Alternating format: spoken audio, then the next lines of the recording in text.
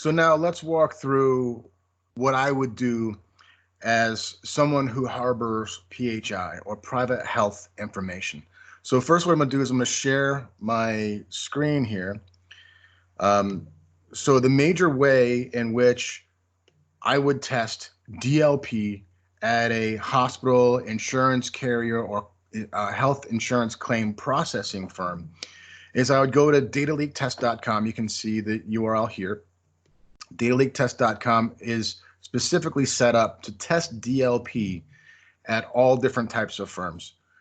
In this case, we're going to look specifically at PHI and simulating medical claims.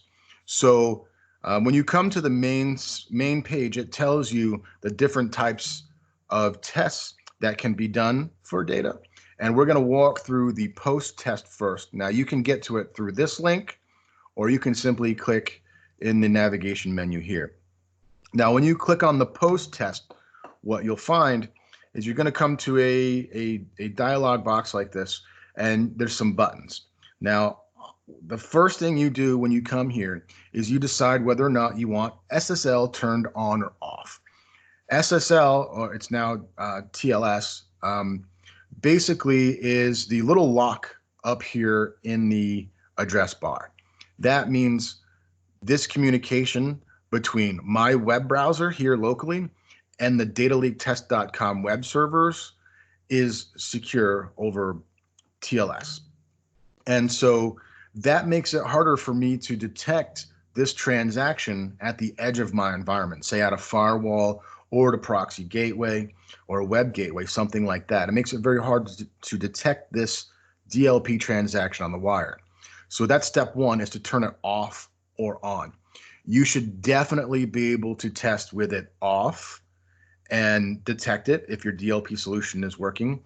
And then SSL makes it a little bit more challenging because it has to essentially be a man in the middle of that SSL transaction to do that data inspection.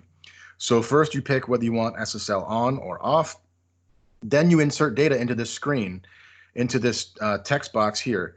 And whatever you put in here, when you hit post, it's going to push it to the server and then display it out to the next page. And that's going to signify a true leak. So that's why we actually go through, in web development, we could obviously show the results here on the same page without changing screens. But I want you to see in Wireshark that there's actually two very distinct transactions happening here with the page loads. And so when you hit post test, it's going to push whatever data I have in here up to the dataleaktest.com web server, and then it's going to push it back down to us, showing us that it actually leaked. So there's some helpers in here. When you're doing tuning and testing, a lot of times you'll use a keyword that is not otherwise used. In the industry for DLP, we call this the factory test keyword. There's no spaces, and the likelihood of someone typing this in is very low, I hope. If not, you'll need to pick another keyword. And so you use this keyword in place of PHI or PII. And so when you make your policies for PHI or PII in DLP, again, that's private health information or personally identifiable information, that's PHI and PII. When you can use this in your policies in place of that to do your testing. We also have sample data. So this sample data is available here in a button. It fits it into the text box, so it actually looks a little jumbled up, but you can get well-formatted examples of this data that you can copy and paste into this box yourself, right down in these links below. It's a CSV format. There's about 30 records, the same 30 records in each of these. They're valid socials and credit cards, but it's the jumbled up names, and so they can't actually be used, this information, to steal someone's identity, but it can be used in tests. They are valid socials, valid credit card numbers, and whatever's in there is valid and passes validation. And so you can see those here, and then once you get the data in here you want, I'm going to clear it out and just add one factory test keyword. So those are the three controls you get here. factory test keyword, and you can keep clicking it and adding it and adding it. If you want to test for 5 or 6, if your tolerance is one of these, but you don't allow 2 or more, you can test that here as well. And then you can add sample data to combine the data on top of it, or you can just type in your own data. But whatever you want to do, you just hit post here and it will attempt to leak it. Now, if you want, I've allowed all these windows to be expandable. So if you don't like the way it's formatted, you can simply adjust your screen to show customers. If you're an SE and you're showing what the product can do, you can kind of open these boxes and get them ready for your demonstration. And then you hit post test. The data goes out to the dataleaguetest.com servers, and then it's pushed back down to the browser here. So you get a true result on this page of what leaked. Now, your data security solution can redact or mask this information in transit in some cases, depending on how you have things set up. So it's important to be able to see the data, not just a success or failure, but to be able to see what actually made it through before it was cut off, before the DLP solution stopped it, what was able to come through. And that's what this will show you here. Now, most DLP solutions won't even get to this page. They will show you, they will redirect you to a block page. And that's what you get when you have edge-based detection or firewall or secure web gateway. If you have a local DLP client, then you'll have different results. You may get a pop-up in your window. It may not load the next page. There's different ways in which DLP solutions can interact. And so this is a great test of a local DLP client as well as an edge detection. So I've tested not only my browser-based controls, my file-based controls locally, my application-based controls locally, but I've also tested my perimeter defenses against this leak, all in a single test. Now, post is just one method in which we can get data in and out of here. Okay, the next most popular way to sneak data out of an agency is through the email test. Now, with email test, we did not put an email form out here because it can be abused. What you should do is simply send an email using your normal email client to data@dataleaguetest.com with your test data in there. If we receive your information, this is an automated mailbox where it's automatically deleted and cleaned up as soon as the email comes in. But when the email comes in, more importantly, it has an auto reply that says, hey, I just got your email and the data you sent. If the email was blocked, of course, you would not get a reply. So it has a nice way of testing if email is actually received on the other end, which is a big shortcut, as to setting up another alternate email address to test and all these other things. But the key here is to test against data leakage through email is just send an email with the test information, the test data, to data@dataleaguetest.com. If you get a response, the email was leaked. Simple stuff. Now, the most common way for large data leaks is through file upload. And the upload control testing is on this page here where it says upload test. And we give you this little console. This is sort of like a command console where you can see everything that's happening as it happens. And so what we'll do is we'll watch this screen to see our results. And again, the steps are very similar to the post test where we first select, we follow these instructions here, and we first select if we turn SSL on or off. Again, this makes it more difficult for a solution that doesn't inspect SSL to detect this type of leak. So step one, we're doing it over a secure channel SSL, and it tells us here, SSL on. So this console knows what's going on, and it also tells us that these files will self-delete. This is very important because even in your test data, you don't want that sticking around the web, because if somebody figures out what you're using to test your data, they can figure out what trips your mechanisms and how to ride underneath those. So it does become important to make sure that this data doesn't stick around anywhere. We've gone through great lengths to make sure that it goes away. and that you are the only one to be able to see that data. So the first thing you do is select SSL on or off, and then you click choose a file, and you pick a file. And so here we have a little file called juicy.txt. I put all my juicy stuff in there, and I go ahead and hit upload. Now what happens is it tells me, the console tells me, juicy.txt uploaded 20 bytes to the cloud. The file will self-delete in 22 seconds it has left, and the MD5 of that file, which is really important, meaning that the whole file and its integrity was copied up. It was a true leak. Now, if we wanted to validate that even more, we could simply download it from here, or if we wanted to get rid of it, we could delete it. I'm not going to click that. The time runs out, and it is gone. That's it. Now I can do it again and again as many times as I want and test. And the idea is to have different things in those files to trigger my DLP solution and help me tune it. If you're testing for medical claims and medical processing, we have included some really interesting things down here. We've included 10 medical records in a PDF image and included the MD5. So if you have something called OCR, or optical character recognition, turned on for your DLP solution, you should be able to inspect each of these images on their outbound path, and usually that's through email, right? If you're emailing a PDF, it will scan it.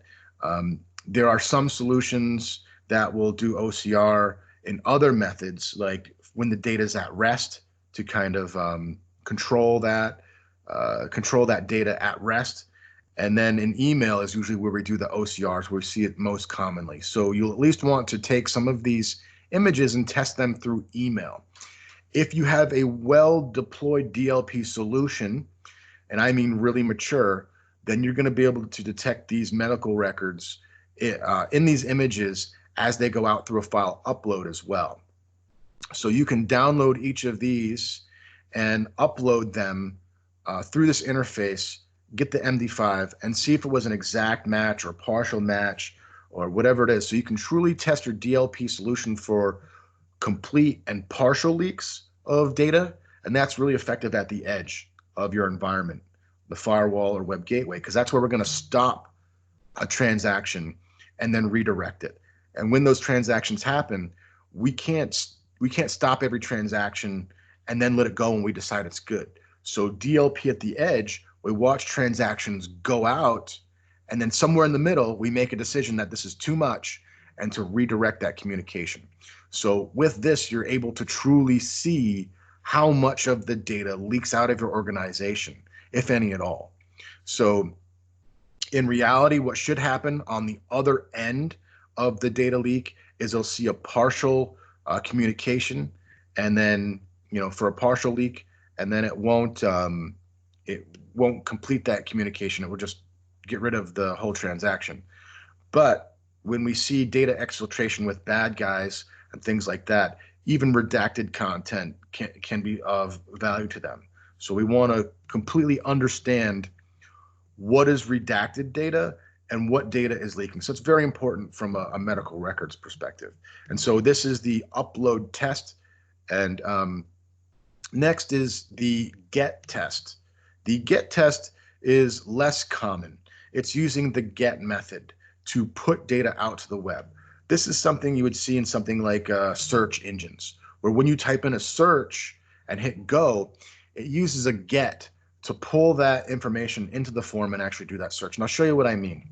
So if I add the factory test keyword here and then hit get test, it's going to send the data to the server. But the way it's going to send it is in the URL, which is kind of weird. So let me show you what that means. So I hit test here, and you can see it did in fact leak the keyword, but the way it pushed it out was not through a web. It was basically through manipulating this URL here, and you can see data equals factory test keyword. So that's where how the data is moved between the client and server in this particular test. So not a lot of data leakage happens this way because it is limited to how many characters fit in a URL. But don't let that fool you, because there's many tools which ignore the length of the URL that send and receive data if it's for malicious intent. So this is if you suspect your users to be malicious or a tool in there that's performing these things, a GET would be something I would look for. For basic user errors and very common, the most common leaks, I would test and tune against the post test. Secondary to that is the email test. And then close behind, and the source of most of the large leaks are file movements on the web, which is tested by the file upload test. Now, you may do many of these tests to get where you need to be in your DLP solution or in your audit. So if you want to instantly audit your DLP solution, we've developed the mega test. The mega test over here, all the way on the left, it tests a series of transactions that happen one after the other. So for example, these are over here are the records on the left that you can pick from. And guys, if you, guys and girls, if you have any recommendations for data that I can put up here, I'd be happy to put it up here. Whatever is valuable to you folks. This is what I found valuable to me in my testing. And so first, if it was, a bank, I'd come over here to credit cards, or if it was, a hospital, I would pick medical records. We're gonna use medical records for this demonstration. Again, we'll need to pay attention to if these records are moving over SSL or not. And then we're going to run this test. So you check off whatever you want for your test. The system says it's ready with SSL on. Step 1 is to pick your data. Step 2 is to load the data. Now, when I click this, it's got to load these medical records into my browser so that it can transfer them back out. The data doesn't come from, like magic. It's got to be living in your browser and then transmitted.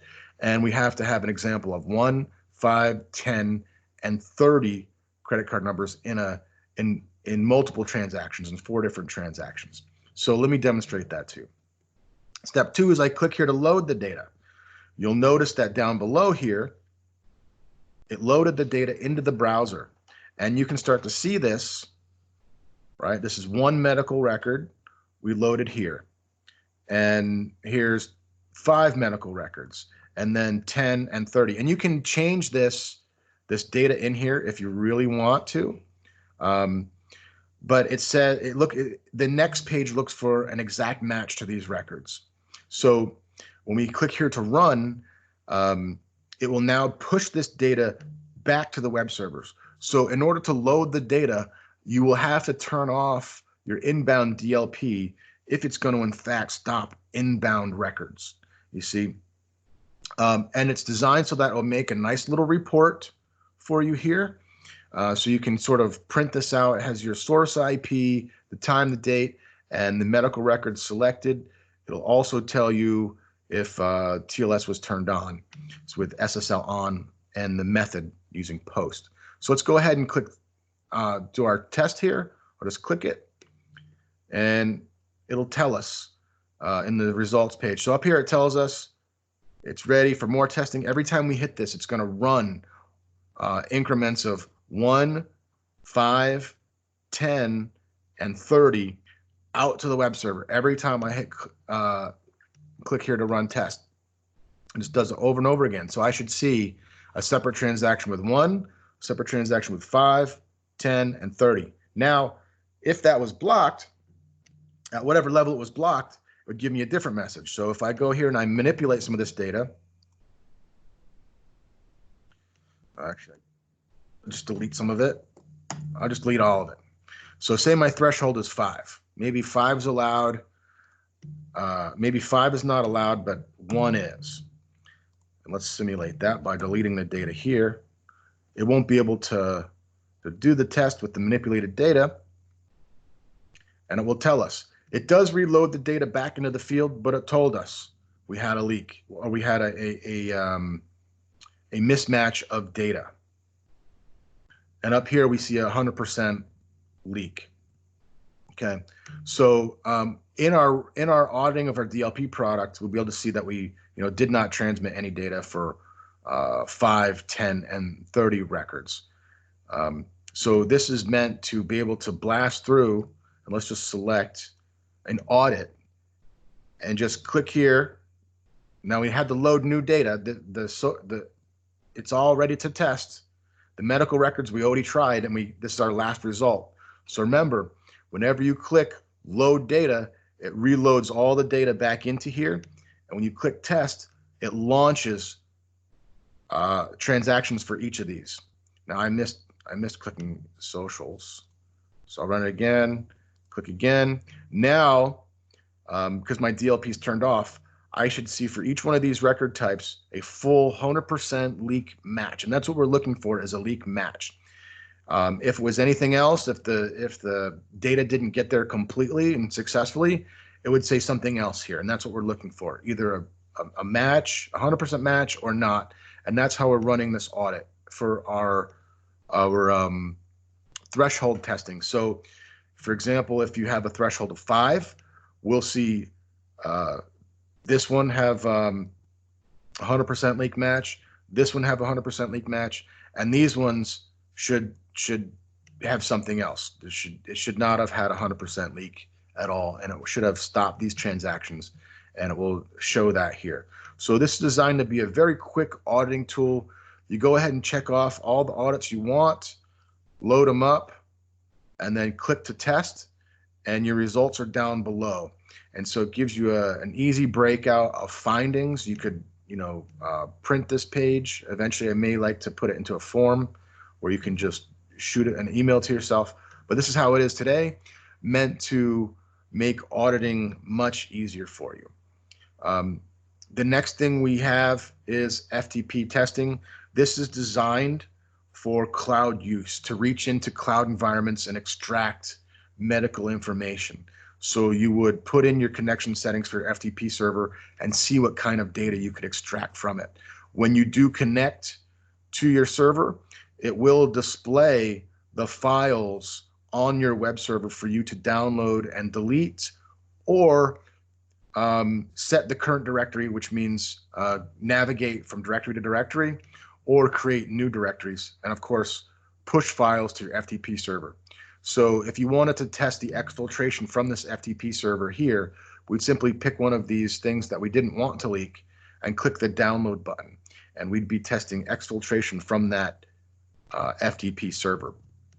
And again, we can try testing by pushing medical records back and forth from this FTP server to determine if in fact we can see data movement on the FTP vector. So with that, if you have any questions, please shoot me an email, chuck@ignitecyber.co, and thanks for watching.